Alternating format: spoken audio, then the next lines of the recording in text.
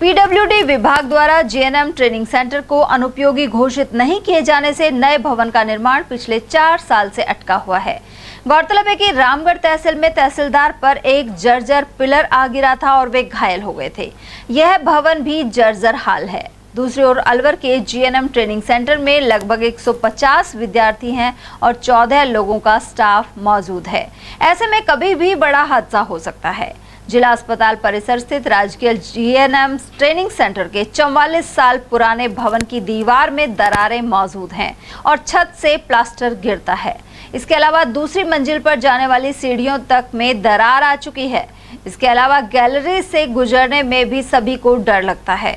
करीब 3 साल पहले जीएनएम ट्रेनिंग सेंटर के नए भवन के निर्माण के लिए 4 करोड़ से अधिक का बजट आवंटित हुआ था, लेकिन संबंधित कंपनी नए भवन का निर्माण इसलिए नहीं कर पाई क्योंकि पीडब्ल्यूडी विभाग ने इस बिल्डिंग को अब तक अनुपयोगी घोषित नहीं किया है।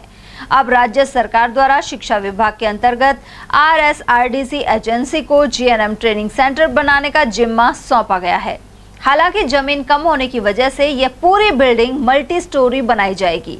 इस बारे में सेंटर से जुड़े दिनेश चावला सहित पीएमओ सुनील चौहान ने जानकारी प्रदान की। जो भी है जिम्मेदारी तो हेड ऑफ इंस्टीट्यूशन की मानी जाती है, लेकिन ऐसी बात नहीं है कि ये बिल्कुल ही जर्जर है। बिल्डिंग पुरानी जरूर है लेकिन मेंटेन है, काफ़ी हद तक मेंटेन है। इसका नया बनाने का प्रस्ताव हो चुका है और ये अति शीघ्र ही नई बिल्डिंग इस जगह पर बनाई जाएगी। लगभग 4 करोड़ रुपए का बजट है और इसको आरएसआरडीसी द्वारा ही बनाया जाएगा। इसमें लगभग 150 स्टूडेंट हैं जो जीएनएम नर्सिंग डिप्लोमा कोर्स है वो कर रहे हैं और इस बिल्डिंग का जो अधिकतर हिस्सा है जैसे बाथरूम्स वगैरह हैं ये बहुत ख़राब स्थिति में, जिनको हमने बंद कर रखे हैं।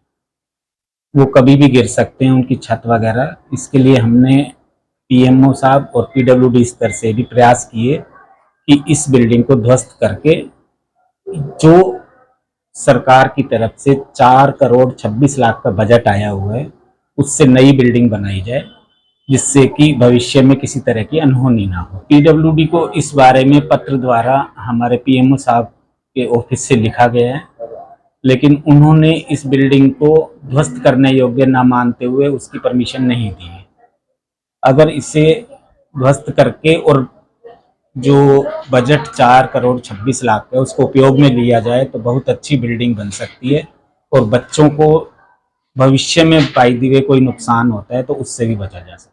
पीडब्ल्यूडी को हमने बता दिया, लगभग 55-60 साल हो गए इस बिल्डिंग को बने हुए और स्थिति भी दिखा दी। अब उन अधिकारियों पर डिपेंड करता है कि वो इसको ध्वस्त करने की परमिशन दें।